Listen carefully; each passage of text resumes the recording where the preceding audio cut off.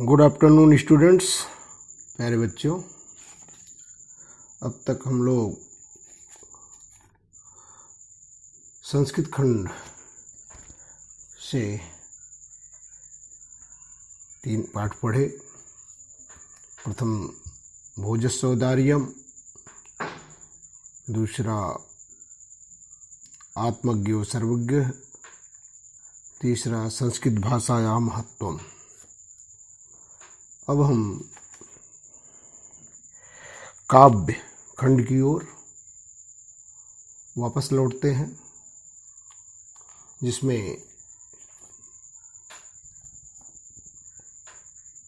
दूसरे कवि हैं मैथिली शरण गुप्त और उनकी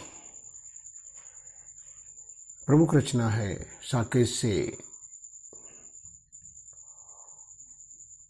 कैकेयी का अनुताप। पाठ पर आने से पूर्व सर्वप्रथम हम राष्ट्रकवि मैथिली शरण गुप्त जी का जीवन एवं साहित्यिक परिचय देख लें। परीक्षा में कवियों पर उनका साहित्यिक परिचय एवं उनकी प्रमुख कृतियों पर प्रश्न आता है।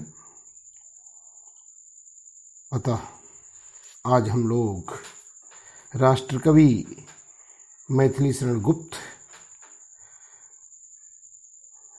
जी का जीवन परिचय एवं साहित्यिक परिचय पढ़ेंगे।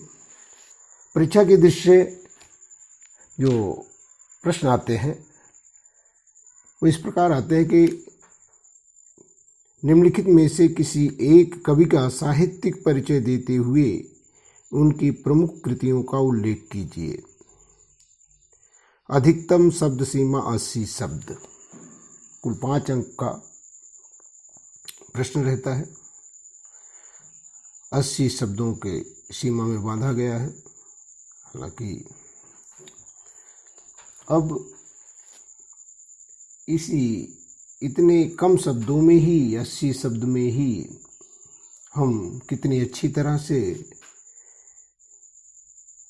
कवि का जीवन एवं साहित्यिक परिचय देते हुए उनकी प्रमुख कृतियों का उल्लेख कर सकें, यही हमारी विशेषता होनी चाहिए।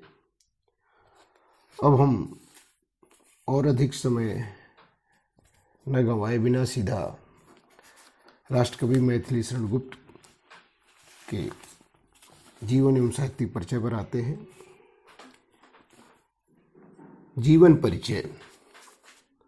हिंदी साहित्याकाश के ज्वाजल्यमान नक्षत्र, भारत की गौरव गरिमा के उन्नायक, राष्ट्र कवि उपाधि से विभूषित श्री मैथिली शरण गुप्त का जन्म चिरगांव, झांसी में सन 1886 में हुआ था।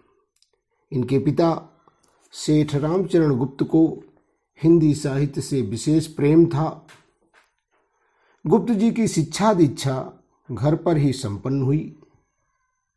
12 दिसंबर सन 1964 ईस्वी को माँ भारती का यह सच्चा सपूत सदा के लिए पंचतत्व में विलीन हो गया। ये इनका संक्षिप्त जीवन परिचय रहा। अब आगे जो साहित्यिक व्यक्तित्व है, साहित्यिक व्यक्तित्व।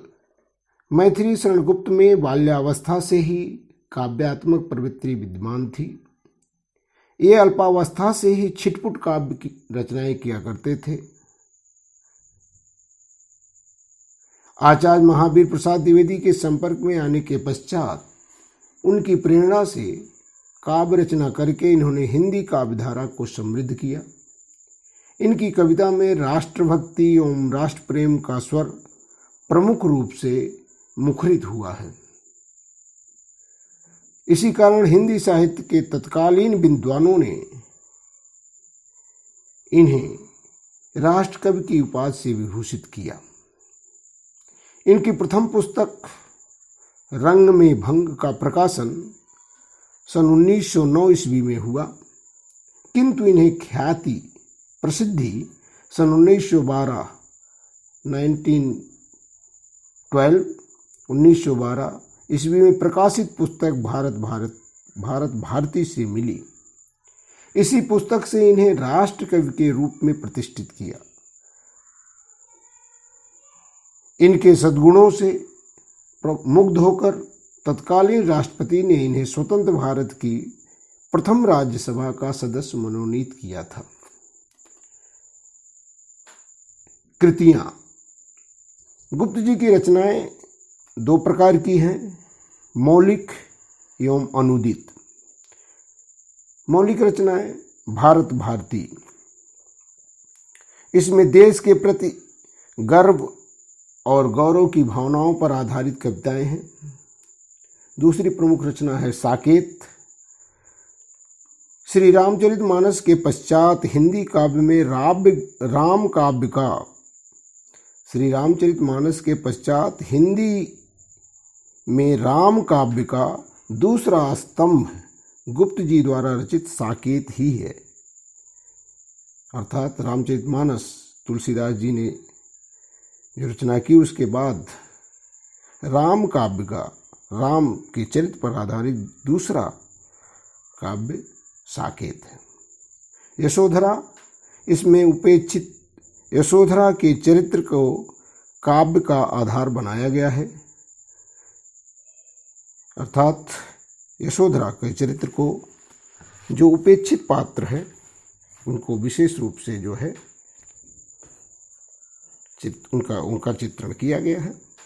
गुप्त जी की अन्य प्रमुख पुस्तकें हैं जयद्रथ वध, झंकार, सिद्धराज, द्वापर, कुणाल गीत, अनघ, पंचवटी, नहुस, पृथ्वीपुत्र, प्रदक्षिणा, जय भारत आदि।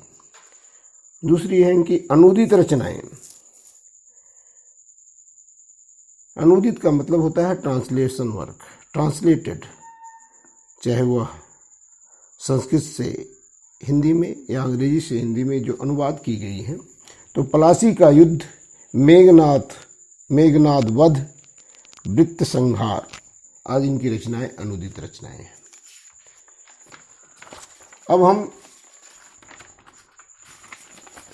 मैथिली शरण गुप्त जी की काव्यगत विशेषताएं, इस पहलू पर आते हैं। काव्यगत विशेषताएं में प्रथम आता है भावपक्ष। भावपक्ष में पहले इनकी भक्ति भावना संक्षेप में ही इसका परिचय मैंने यहाँ दिया है, बहुत विस्तृत न देकर। गुप्त जी राम के अनन्य भक्त थे। साकेत में लिखते समय उन्होंने लिखा ही है, राम तुम्हारा वृत्त स्वयं ही काव्य है, कोई कवि बन जाए सहज संभाव्य है। राष्ट्र प्रेम, दूसरी हेडिंग राष्ट्र प्रेम। गुप्त जी सच्चे राष्ट्रप्रेमी थे। मानस भवन में आर्यन जिसकी उतारें आरती, भगवान भारत वर्ष में गूंजे हमारी भारती। तीसरा प्रकृति चित्रण। गुप्त जी ने अपने काव्य में प्रकृति का आलम्बन, उद्दीपन आदि सभी रूपों में चित्रण किया है। जैसे चारुचंद्र की चंचल किरणें खेल रही हैं जल थल में, स्वच्छ चांदनी बिछी हुई है अवन और अंबर तल में। नारी के प्रति सहानुभूति। प्राचीन आर्य संस्कृत के उपासक होने के कारण गुप्त जी के हृदय में नारियों के प्रति अत्यंत श्रद्धा और सहानुभूति थी। कैकेयी, उर्मिला और यशोधरा जैसी उपेक्षित नारियों का सफल चित्रण कर गुप्त जी ने एक नवीन परंपरा को जन्म दिया। एक उदाहरण, अबला जीवन हाय तुम्हारी यही कहानी, आंचल में है दूध और आंखों में पानी। कलापक्ष। भाषा की सहजता। गुप्त जी ने खड़ी बोली के सहज रूप को अपने काव्य का साधन बनाया। दूसरी हेडिंग शैली की विविधता। गुप्त जी ने विविध शैलियों में काव्य रचना की, जैसे कि प्रबंधात्मक शैली में उन्होंने साकेत, जयद्रथ, सिद्धराज, विवरणात्मक शैली में पंचवटी, भारत भारती, नाट्य शैली में चंद्रहास, यशोधरा और नीति शैली में कुणाल गीत। अलंकार प्रियता, गुप्त जी ने अपनी रचनाओं में प्रायः सभी अलंकारों का प्रयोग किया है, किंतु उन्हें सादृश्य मूलक अर्थात उपमा अलंकार अधिक प्रिय है। यमक, श्लेष और रूपक अलंकारों के प्रयोग में उनकी पांडित्य प्रवृत्ति का प्रदर्शन हुआ है। बड़ी विद्वता के साथ उन्होंने इन अलंकारों का प्रयोग किया। छंदों का माधुर्य, गुप्त जी का काव्य छंदबद्ध है। उन्हें वर्णिक और मात्रिक दोनों प्रकार के छंद प्रिय हैं। इनकी रचनाओं में दोहा, सवैया, गीतिका, मालिनी, मंदाक्रांता आदि का प्रयोग हुआ है। इनकी रचनाओं में दोहा, सवैया, गीतिका, मालिनी, मंदाक्रांता आदि छंदों का प्रयोग हुआ है। हिंदी साहित्य में स्थान, हिंदी काव्य को श्रृंगार रस की दलदल से निकालकर उसमें राष्ट्रीय भावों की पुनीत गंगा प्रवाहित करने वाले गुप्त जी को हिंदी साहित्य में एक विशिष्ट स्थान प्राप्त है।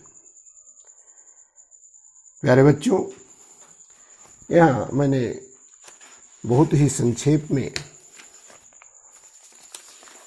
मैथिली शरण गुप्त जी का जीवन परिचय, साहित्यिक परिचय, उनकी रचनाएं, उनकी काव्यगत विशेषताओं का वर्णन किया।